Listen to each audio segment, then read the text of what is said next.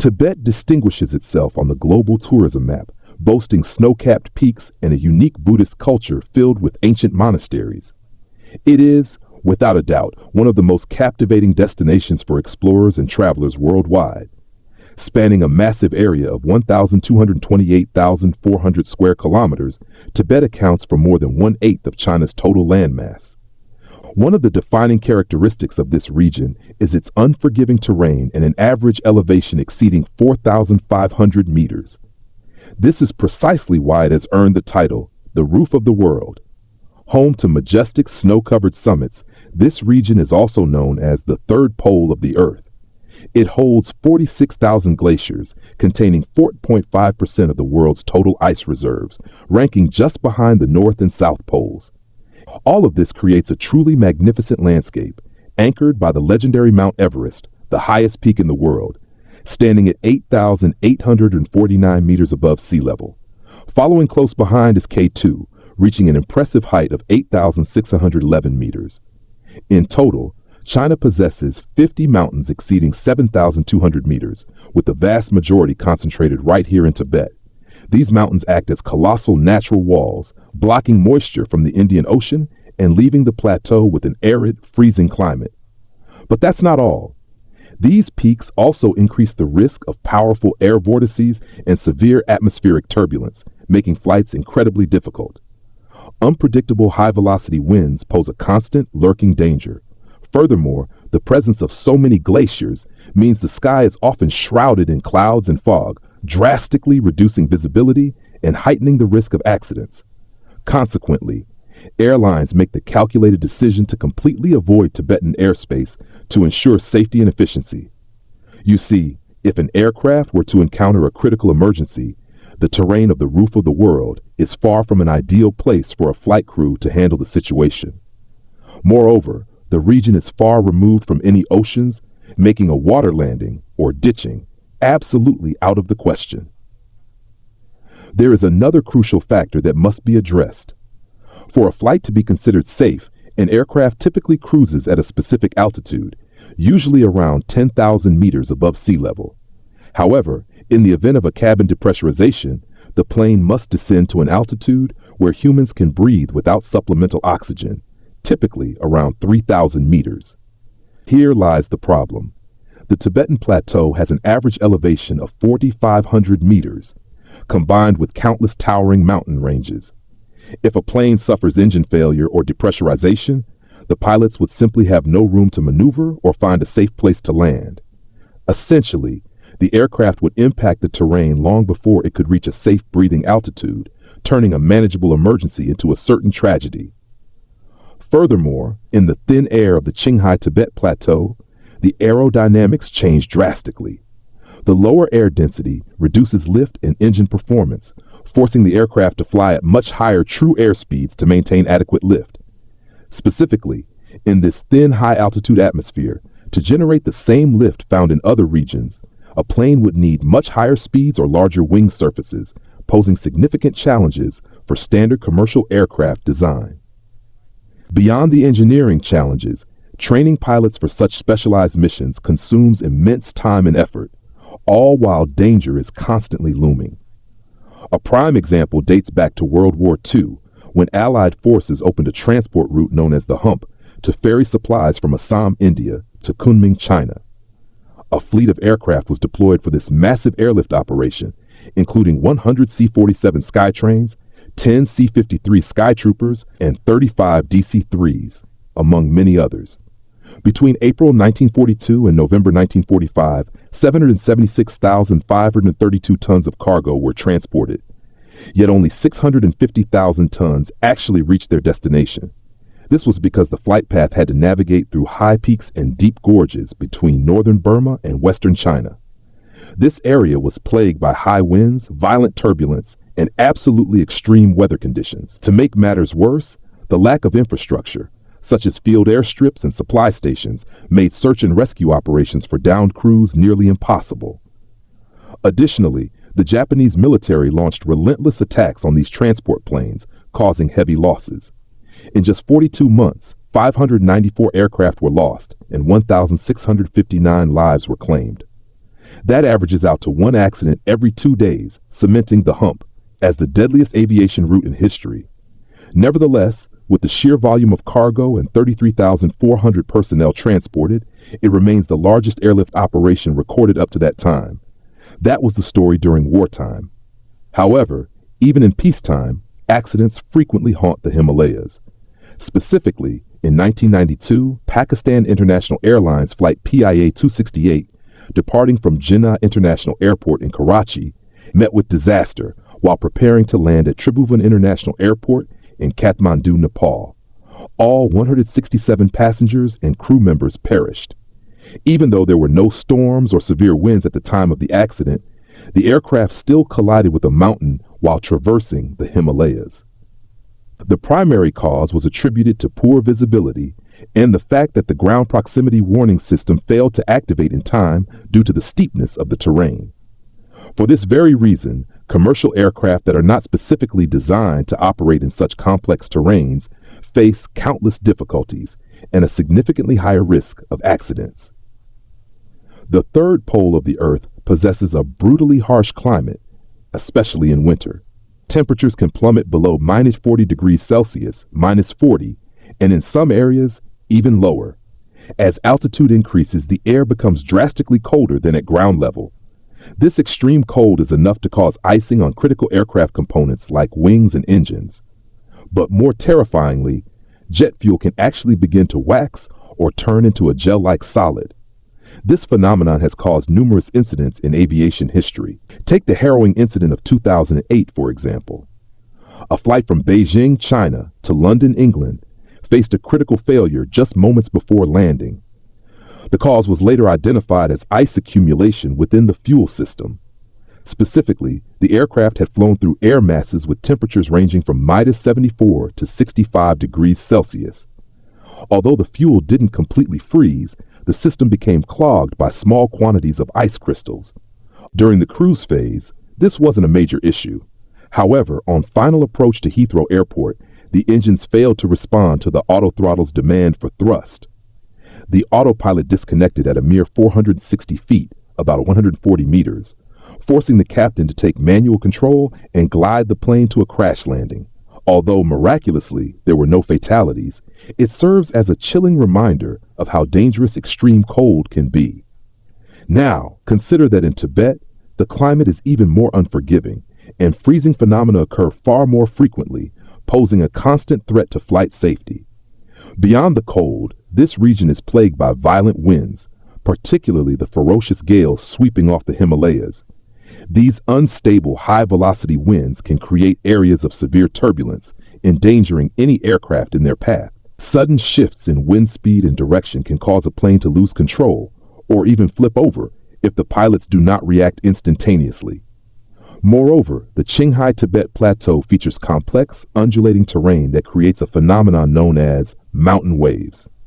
When crossing the Himalayas, aircraft can encounter continuous, powerful updrafts and downdrafts. This creates a high risk of altitude excursions, making the ride incredibly uncomfortable for passengers and potentially causing injuries. For high-altitude airports like those in Tibet, the challenges multiply. Aircraft require significantly longer runways to take off because the thin air reduces lift.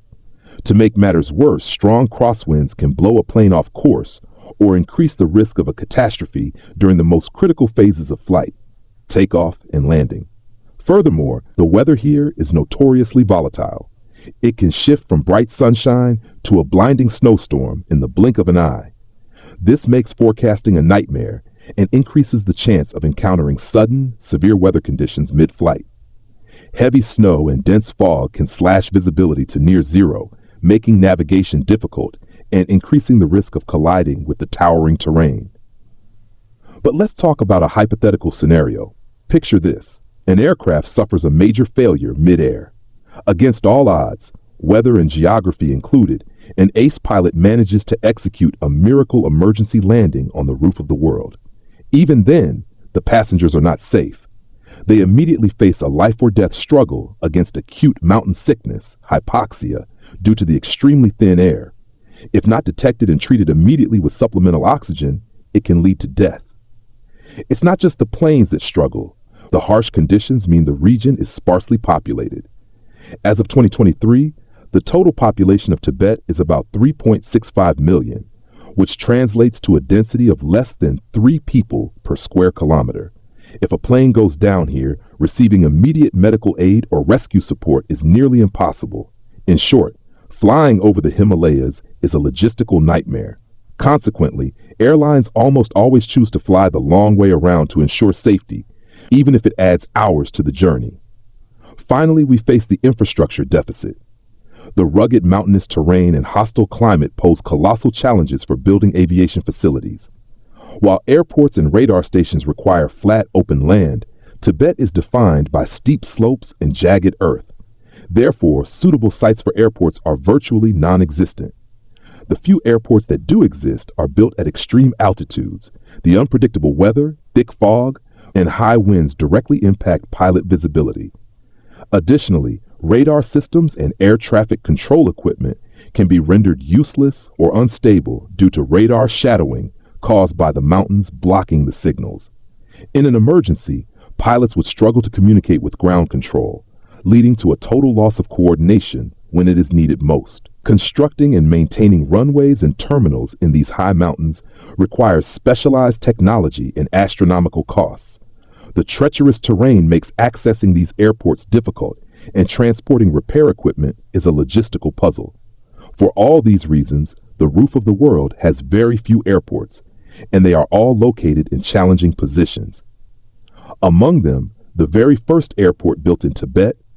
That brings us to Damshung Airport. Completed in 1956, it was situated at a staggering altitude of 4,200 meters in Gongtang Town, Damshung County, roughly 93 kilometers from Lhasa, the capital of Tibet. In its early days, this airport operated with nothing more than a gravel runway, a surface that was constantly deteriorating. You see, ferocious gales frequently stripped away the surface stones, requiring continuous maintenance. Consequently, flights were strictly limited to morning or early afternoon departures to avoid the violent windstorms that plagued the area later in the day. When Damshung Airport was first completed in 1956, the arrival of an Ilyushin Il-12 and a Convair CV-240 marked the first successful landings. This event was hailed as a miracle, effectively breaking the curse of the no-fly zone. However, despite this achievement, the location remained too perilous to serve as a long-term aviation hub for Tibet. Eventually, Damshung was replaced by its successor, Lhasa Gongar Airport. Located about 45 kilometers south of the autonomous region's capital, it became the new gateway to the region. Since commencing operations in 1965, this facility has undergone multiple major upgrades in 1994, 2004, and 2021. Boasting a 4,000-meter runway and 3 terminals, it now serves between 4.5 and 5 million passengers annually. It is not only the largest airport in Tibet, but also one of the highest in the world, sitting at an elevation of 3,570 meters. The airport is flanked by towering peaks ranging from 5,362 to 6,126 meters high. Yet, strategically, it is the most accessible airport in Tibet, situated on a broad plain south of the Yarlung-Tsangpo River. Thanks to this favorable location, ground transport is relatively seamless, especially with the recent connection of modern tunnels and highway systems nearby. Moving on, Tibet is also home to Kamdo Bamda Airport, inaugurated in 1995. After suffering weather-related damage, its runway had to be repaired twice, in 2007 and 2013. It currently holds the title of the world's second highest airport at 4,334 meters.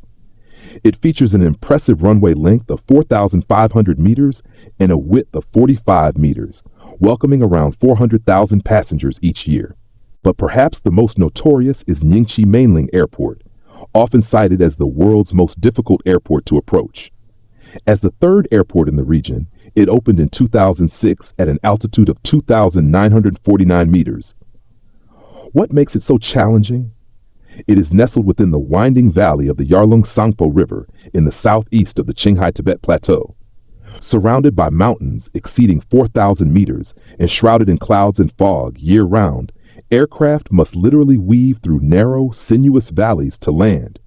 In fact, on average, there are only about 100 days per year with weather favorable enough for flight operations. Consequently, Ningxi Mainling struggles with the lowest on-time performance rate in all of China. Next on the list is Ngari Gunsa Airport.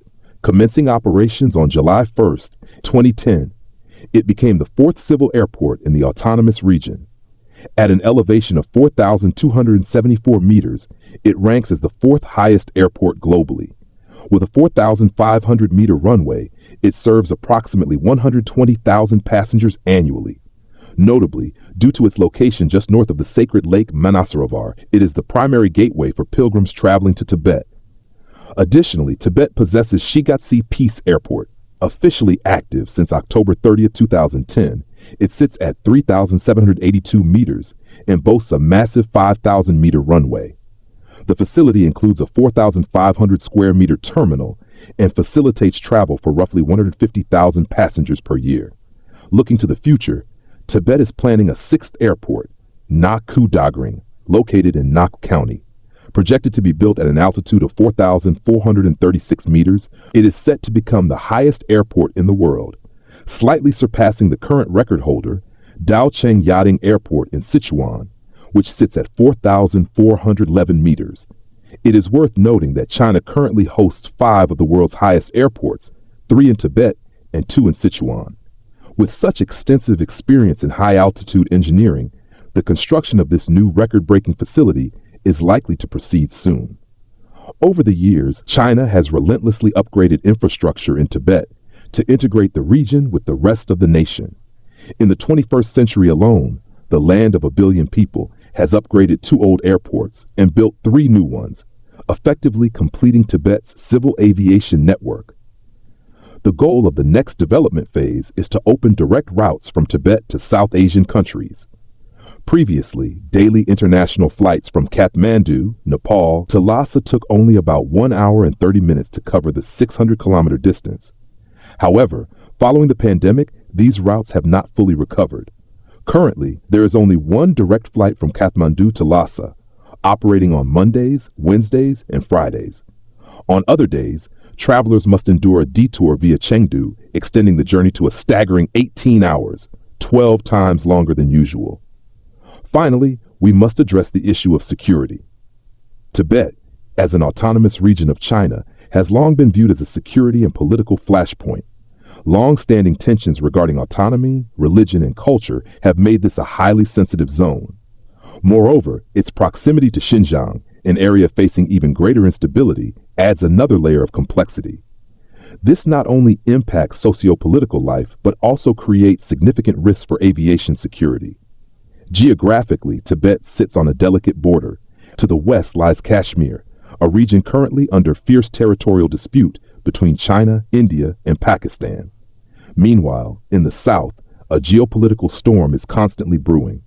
The 2 most populous nations on Earth, India and China, are locked in a frequent and tense standoff. At times, Chinese military forces have even encroached upon the territory of Bhutan, a staunch ally of India. Adding fuel to the fire, Tibet also shares a border with Myanmar, a nation perpetually engulfed in political chaos. The instability in these relationships naturally leads to heightened security measures in the region, including strict airspace restrictions.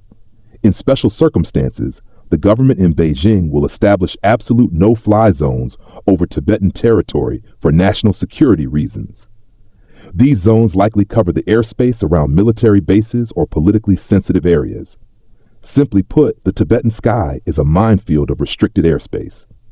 Consequently, the vast majority of flights operating in this region are strictly domestic Chinese routes. Despite the unforgiving terrain and brutal weather, Tibet's tourism sector is experiencing an explosive boom, hailed as a sunrise industry. Let's look at the numbers. In 2023 alone, the Tibet Autonomous Region welcomed a staggering 55.17 million tourists, an increase of 83.7% compared to the previous year. While international visitors accounted for 110,000, domestic travelers reached a massive 55.06 million. Thanks to this surge, Tibet's total tourism revenue in 2023 hit $9.35 billion, jumping 60% year over year and accounting for a colossal 27% of the region's total GDP. It is clear that China is opening Tibet's doors, but it still imposes rigid restrictions on foreign visitors. For instance, you cannot simply backpack through Tibet. Travelers are required to obtain a specific Tibet travel permit and must travel with a guided tour group.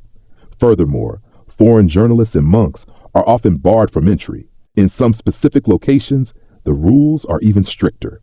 Whether you're flying internationally from Kathmandu, Nepal, or arriving from mainland China, you must meet all these stringent procedural requirements. Beyond aviation, travelers can choose railways or roads to witness the majestic landscapes of this land. If you choose the train, the shortest journey from the mainland across this rugged terrain can take nearly 21 hours. For adventurous souls, driving from mainland China is also a fantastic option. It allows you to witness scenery that looks like a painting. Winding rivers, sheer cliffs, rolling hills, and adrenaline-pumping hairpin turns. Currently, there are 4 main highways connecting the mainland to Tibet, 2 starting from Sichuan and Yunnan, and 2 starting from Qinghai and Xinjiang in the north. In conclusion, this mysterious land, with its wild and majestic beauty, will always be an irresistible destination for those who love exploration. However, the harsh natural conditions combined with infrastructure limitations make flying over this region an extreme risk. Therefore, airlines make the prudent choice to fly the long way around to ensure absolute passenger safety. But with the relentless march of technology, perhaps in the near future, we will witness aircraft conquering the Tibetan skies safely and efficiently. Engineers might design specialized high-altitude planes with more powerful engines, extended runway capabilities, or even modified wings to generate better lift in thin air. What do you think about this? Would you dare to fly over the roof of the world? Let us know in the comments below. Goodbye, and see you in the next video.